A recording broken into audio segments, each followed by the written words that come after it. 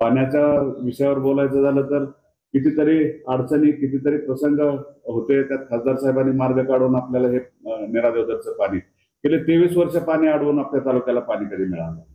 आणि नुसतंच रणजितदादांच्यावरती टीका टिप्पणी करायची, खोटं बोलायचं, आमच्यावरती आम्हाला काय नको ते शब्द वापरायचे, ते काय बरोबर नाही. काय डास म्हणायचं, ढेकून म्हणायचं, काय कलर काळा आहे म्हणायचं, नाट्टा आहे म्हणायचं, पण आम्ही कसेही असो माहित आहे एक मच्छर, नाना पाटेकरांच्या पिक्चर मध्ये टाळला काय, एक मच्छर चावला तर काय होतं, तर त्या पुढचं मी काय बोलत नाही.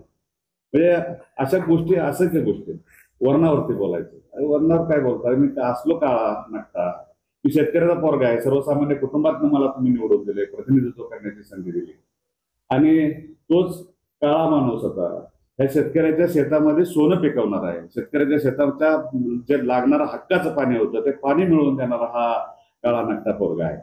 म्हणजे तुम्ही कायमच व्यक्तिदोष करत आलात, आमच्या नेत्यांवरती बोलत राहिलात, आमच्यावरती आता बोलायला सुरुवात केली.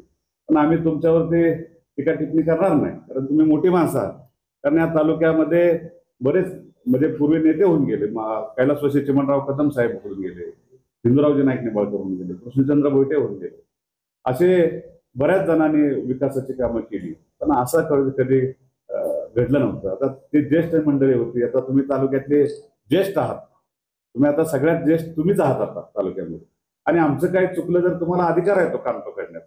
आम्ही असं म्हणत नाही, आम्ही जर चुकत असलं तर तुम्ही सर्वात आता ज्येष्ठ तुम्हीच राहिला आहात आणि तुम्हाला तो अधिकार आहे आमचे काम पकडण्याचा. आमचं चुकलं तर आम्हाला समजून घेण्याचा किंवा चुकलं तर सांगण्याचा, ते सुद्धा आम्ही तुमचं मान्य करू. ते आता पण तरी सुद्धा काहीतरी काढायचं, काहीतरी बोलायचं, पाण्यावरती बोलायचं. 26 गावाचा पाण्याचा प्रश्न आम्ही मांडला होता.